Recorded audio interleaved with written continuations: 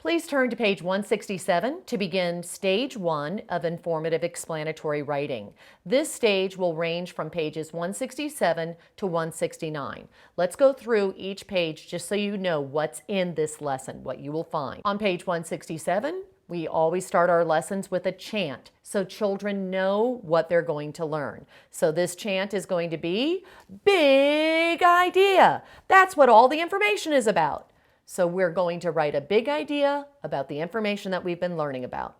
Now, this is critical that you only say big idea. If you have students that are more advanced and most of your class has a real good control of big idea, go ahead and say, well, that's called a topic sentence. What I found with kindergartners and first graders, when they're first learning about information, to say big idea, that's called a topic sentence. Information, those are details. It becomes overwhelming.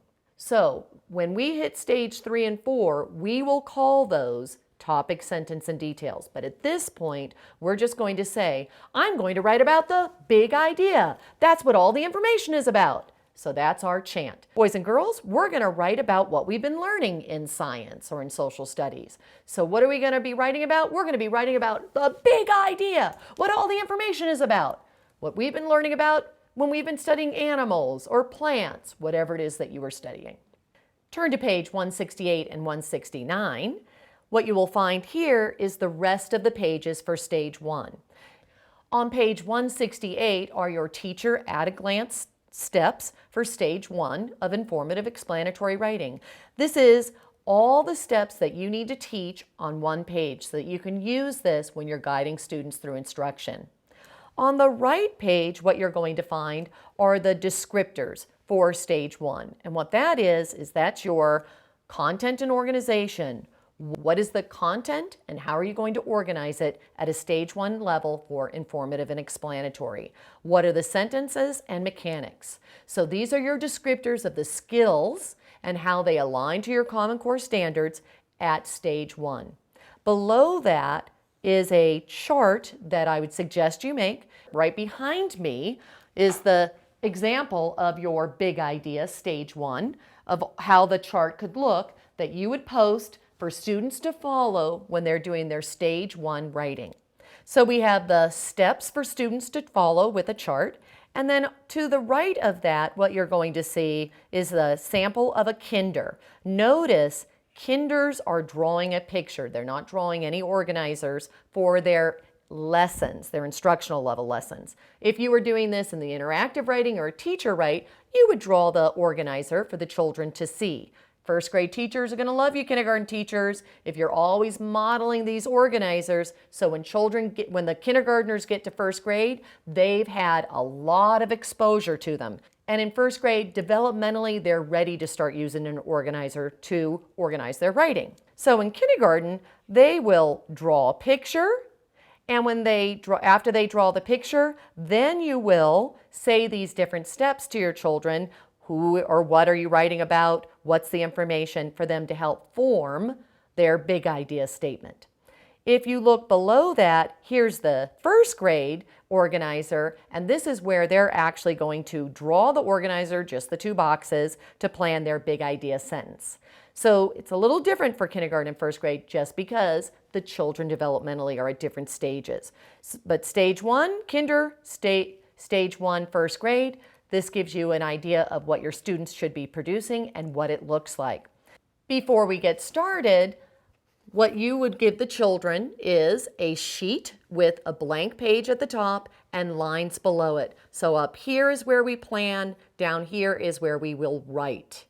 Many times, and this is for the first grade teachers, when your students are making organizers, I would suggest that you fold the paper right where they are going to do the organizer, because what they need to do is draw a line here to make 2 boxes, and it's much easier for them to just draw a line in the fold and then give this to them.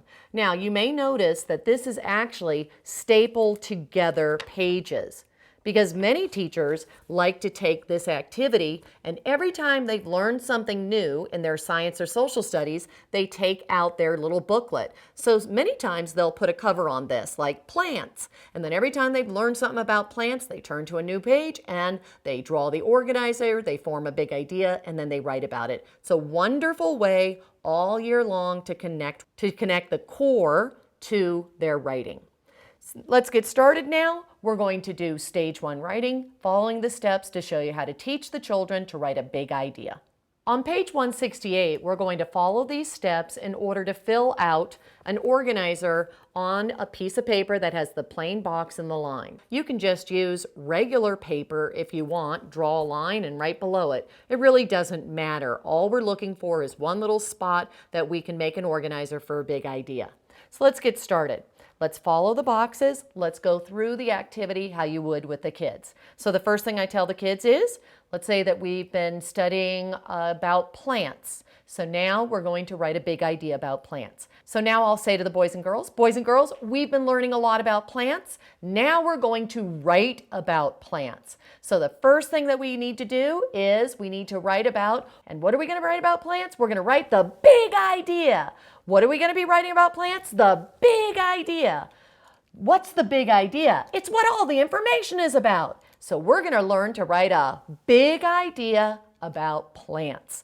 So let's go over to our page and let's follow the steps in order to write a big idea.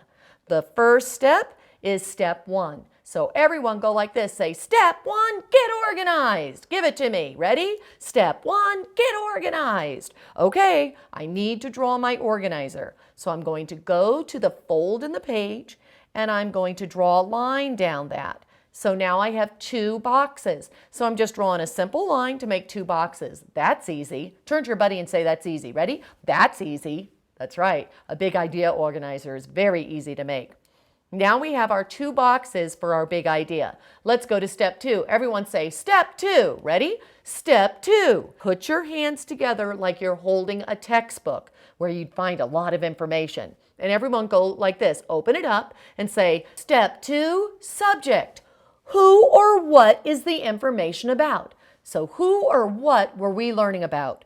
We were learning about plants. So what am I going to do in this box? I'm going to draw a simple, fast sketch of a plant. I don't write many words on organizers. If you try to write too many words, kids are now going to go in the copy mode and they're not going to use this organizer for their thinking. They're just copying. So icons, simple icons that represent meaning are what we want to put on the organizer. And we want to make sure that we tell the kids this is a fast sketch. So I always go, let's draw a plant really quickly. Do we make this into an art project? No, never. We only draw a fast sketch because this is for writing. And then many times I'll have the kids put their hands up to the face and go, how embarrassing to make a drawing. This is a fast sketch. That's right, boys and girls. Watch me. I'm going to draw a quick tree to represent plants. Look what I'm doing. I'm just making a fast tree just like that. You do it. Draw a quick plant.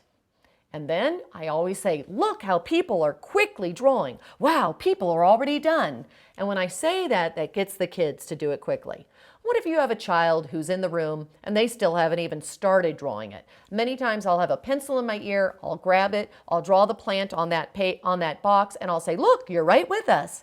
I want this to be a fast, fluid lesson. If we take a long time, then the kids are not going to learn from it. So now we have our subject, plants. So now we're going to go back and reread it. Remember, we plan and talk when we're doing our organizer. So how about we put a tree up in the air and everyone go like this. We are using a tree, but we know we're writing about plants. So let's all say plants. Ready, everyone go. Plants. We have our subject.